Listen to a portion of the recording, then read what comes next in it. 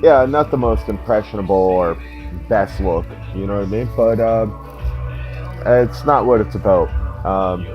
So I went out today to do some average day-to-day shopping for my type of life, which is I needed some 22 ammunition because I live in the boonies. I do need to fend off coyotes and stuff.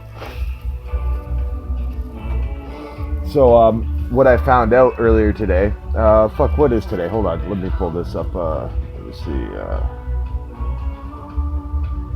It is 9:53 Friday, April 17th, 2020.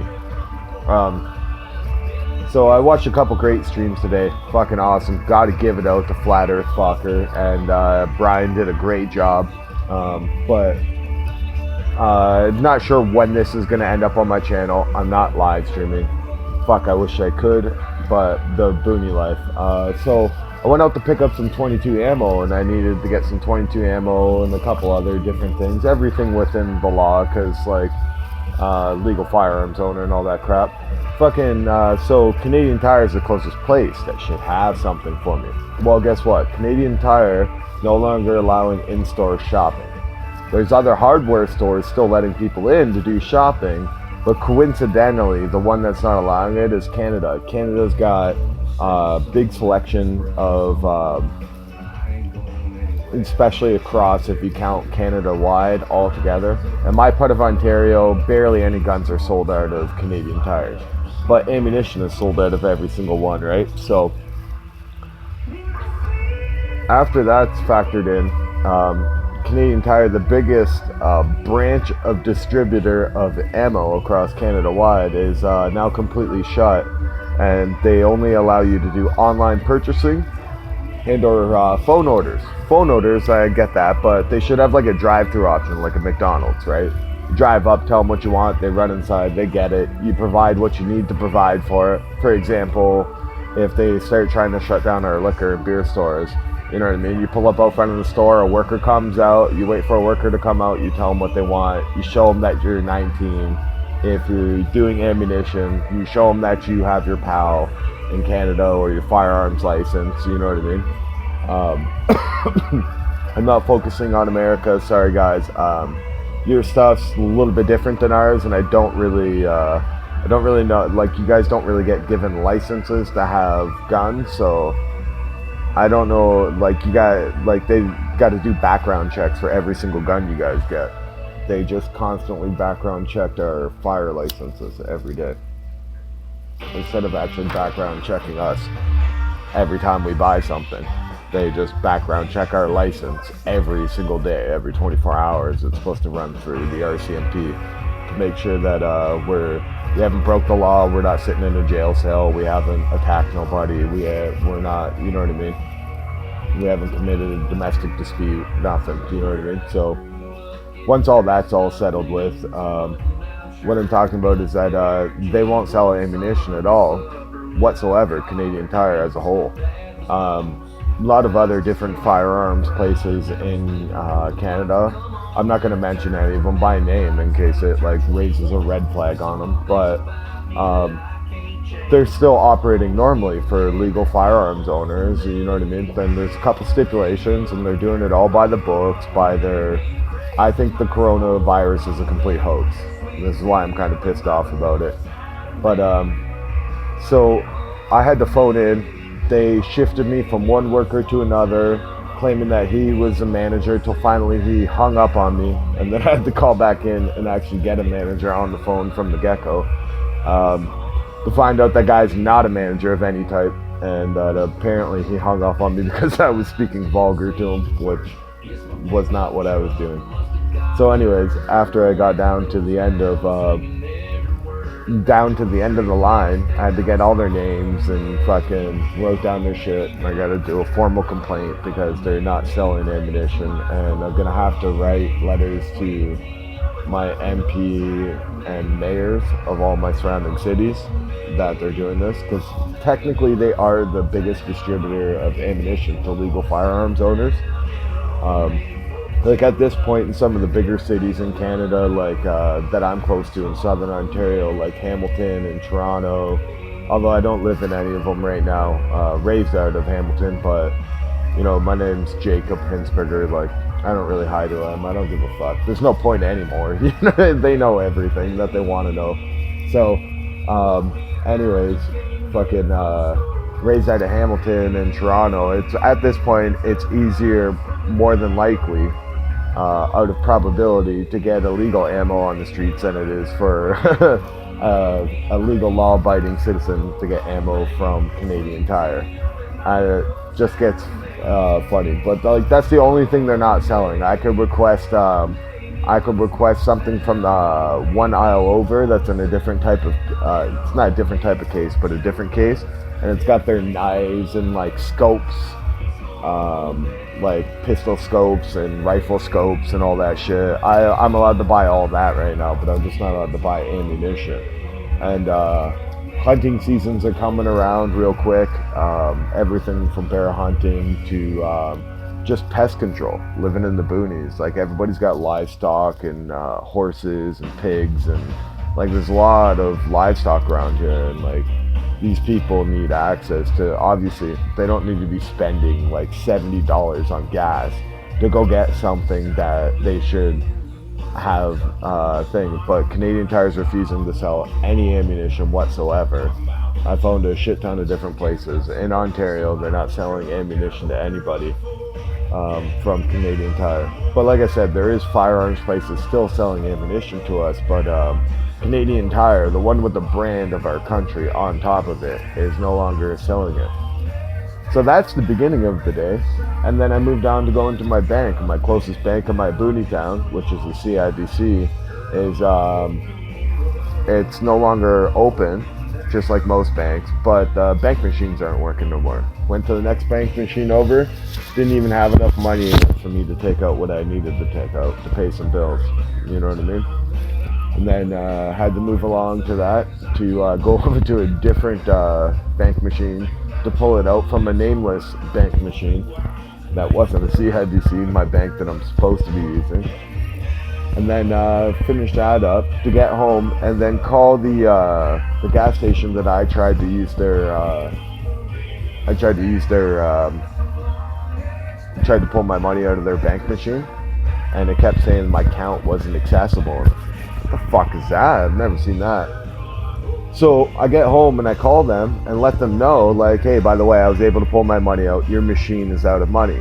Like, you should either call the bank or whatever that you guys need to do so that the next person can get money out if they need it. And they had no interest in that. They told me that it was up to me to call the bank on their behalf. So obviously I didn't do that because that doesn't sound legal. But I was just trying to be a courteous human being, and I got shit on for that.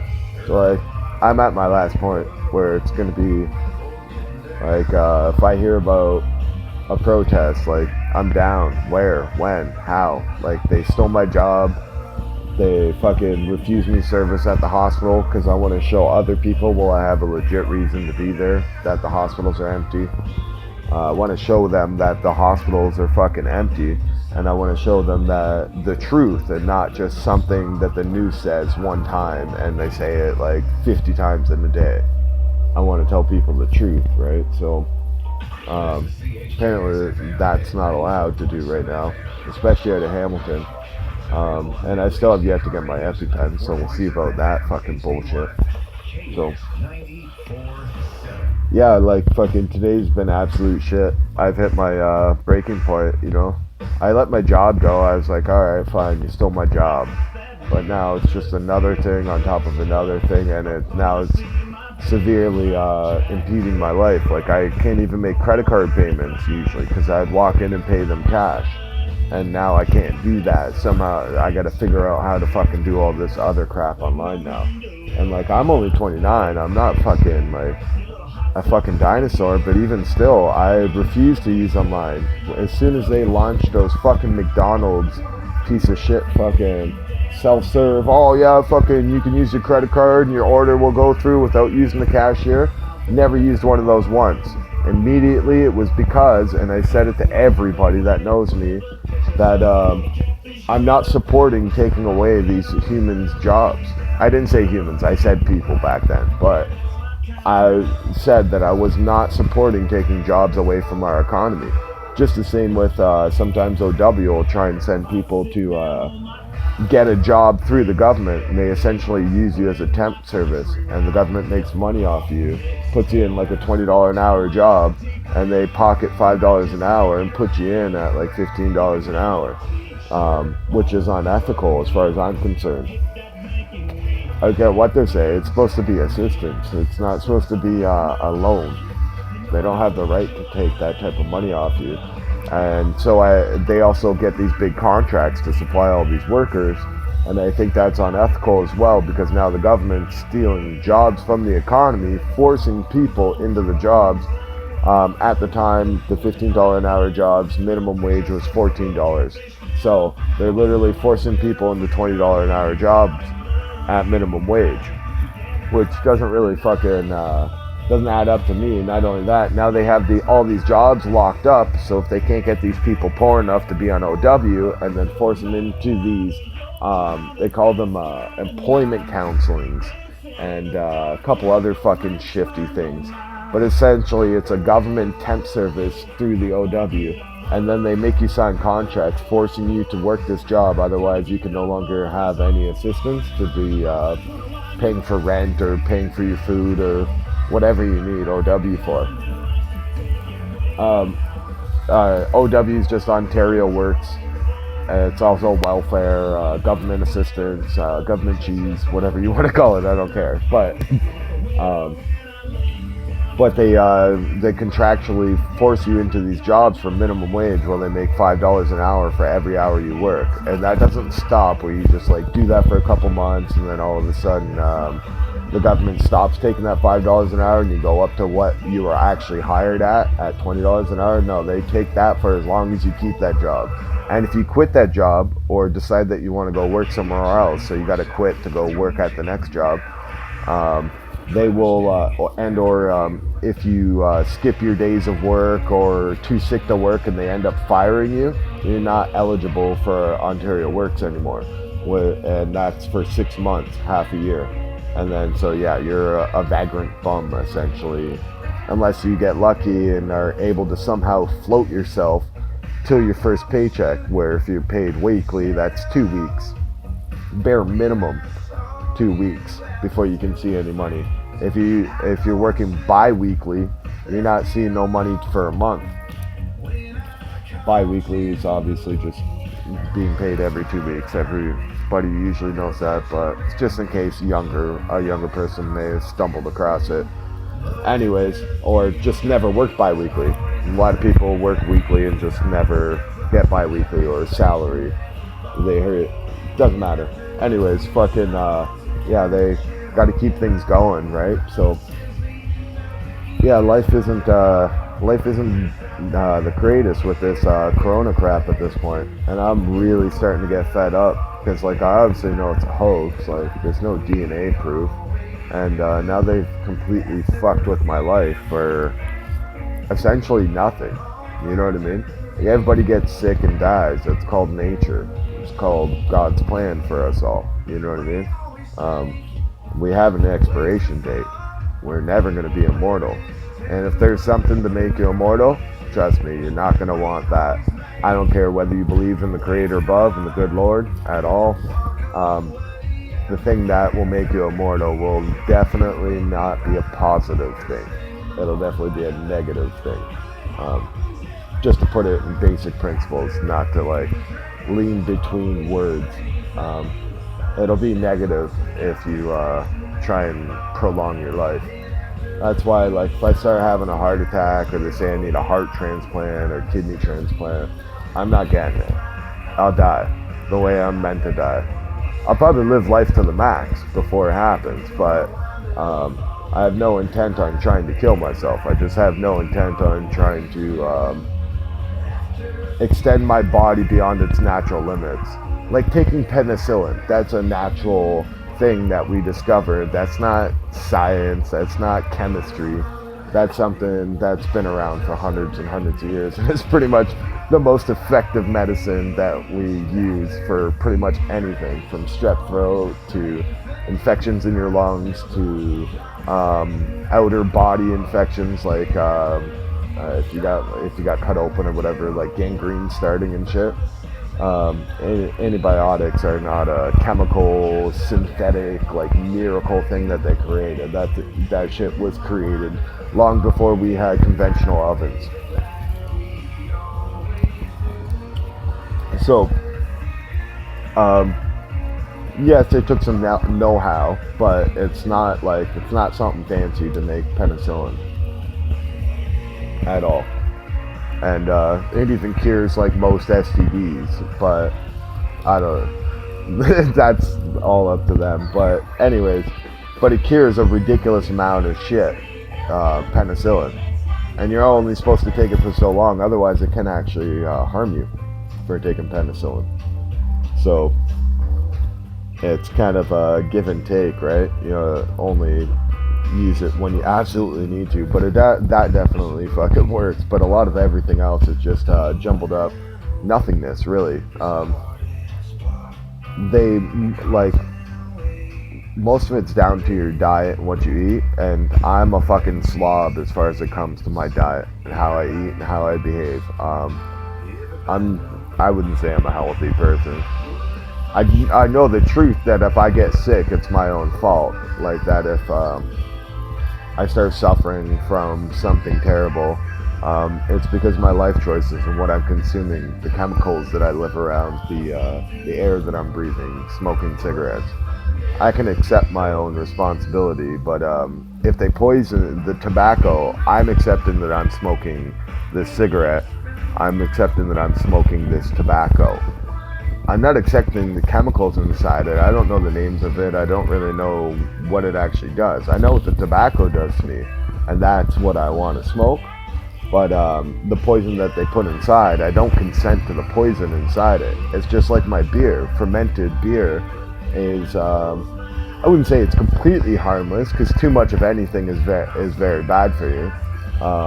But like even like chewing natural homegrown cocoa leaves that aren't like refined into cocaine, or like that's healthy for you, but you shouldn't do it too much.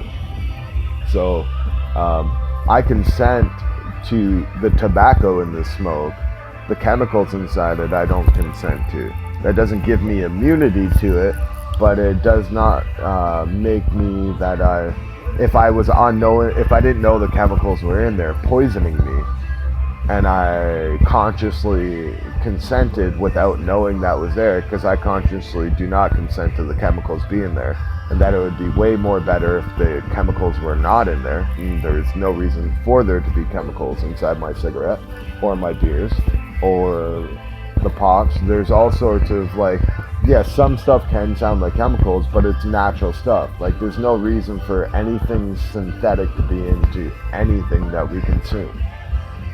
And things aren't truly synthetic, but like the chemical, like they got a chemical in my smoke in Canada that is by law has to be in my smoke, that if I stop puffing on it, it goes out. I forget what the name of the chemical is. I'd have to look it up. But there's a chemical inside Canadian smokes. This is a number 7 red king size. There's a chemical inside the smoke that if I stop puffing on it, it will go out on its own. Because apparently too many people burned themselves to death or lit their houses on fire smoking while they were in bed. Because that's what you do a lot when you smoke, apparently, is lay down in bed and light up a fucking smoke. The only time I've seen that is after being fruitful, multiplying. You know what I mean? That's the only time I see people lighting up a smoke inside a bed, and they're usually not the most ambitious to go to bed after that, especially if they're bothering to light up a smoke or get a drink of water. So I don't know what's going on with this crop, but I do know that they fucked with my life too much already, and I'm not really gonna stand for this. Like I'm at my breaking point, you know what I mean? And I hope a lot of other Canadians like me are at their breaking point too, because I'm starting to see some civil disobedience down in America, you know what I mean? One of them's Michigan. You should definitely check that out. I will give respect for how I even heard about it. It was through Brian Stavely watching his channel the one night, and he put it up while they were live streaming down there, and apparently they were down there for like hours upon hours in Michigan, down in the States. Sorry for not being obscenely precise about the placement in the place in Michigan. Sorry about that. Like, it's regardless. So, anyways, yeah, it's crazy down there. They blocked the streets up with, I would say the guy in the video says it. I would say I didn't see that as unreasonable when he said that like 10,000 people were out on the streets, parking their cars and blocking the streets and honking their horns, and that was good for everybody worldwide. Anybody who got to see it. If you haven't seen it, you need to see what they did in Michigan. And it was a civil, peaceful protest. Cops, nothing. There is so many people. Technically, I would have to say, out of what I've seen, I'm not saying it is for a fact right now. I'm saying out of anything that I've researched and seen, that's about the biggest protest that I've ever even heard about. Never mind, I actually got to see part of it, like a couple hours of it. So that's what I could bear to, like, the honking eventually gets to you. It does start getting a little bit agitating. But as far as I'm concerned, that's the biggest, fucking, most gigantic protest that I've ever seen. Because they weren't just people on the streets with nothing to lose. Those streets were blocked with millions and millions of dollars worth of vehicles and cars. No sponsor, no liberal could pay for that, no conservative. All politics are mostly bullshit anyways, but nothing could pay for that type of response, that type of show up. Not even fucking Donald Trump getting elected, not anything, not even freeing Tommy Robinson over in the UK and stuff like that. Couldn't even get crowds that big, you know what I mean? And not only that, is that each one of those people parked on that street that showed up for that in their cars, things that are owned, insured in their name, none of them were hiding who they are. They weren't denying to give out IDs. They were right there on the street with at least a couple $1,000s a piece, sitting there like, what do you do now? And they did nothing. They were there for, like, from what I heard, I didn't watch the whole video, but he did a great job. I wish I could give him a shout out by channel name. I really do, because most of what I've seen of it was through other people's channels. But he does a great job, and he goes out there and he talks to a lot of people, man. He talks to, like, the morgues, he talks to cops, he talks to everybody, and he's just out there doing what we should be doing. But also the Michigan thing, you got to see that for yourself. It's absolutely crazy. Just the amount of money, the amount that everybody put on the line. Like, most people are so greedy that they wouldn't do that, right? They would go park their car blocks and blocks away to show up for their little willy-nilly protest about let's legalize marijuana, although that we got it all now, but, like, you know what I mean? Going back like 5 years. Going back 6 years, you know what I mean?